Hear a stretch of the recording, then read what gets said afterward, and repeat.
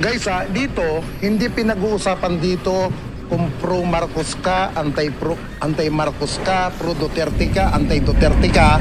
Hindi pinag-uusapan dito. Ang pinag-uusapan natin dito, yung pakinabang natin sa mga nag-hire sa atin.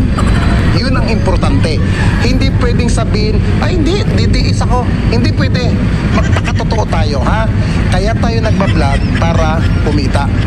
Ha? Yan ang totoo. Okay? Ito ang literal na takbo ng social media.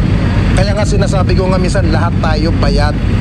Now, dito, ang abutan dito hindi GCash, cash to cash. Okay? Ang sahod nyo rito, 15.30. Pero bukas i-update ko kayo kung anong mangyayari sa meeting. Okay? Hindi ko sa inyo pwedeng pangalanan kung sino ang nasa likod nito.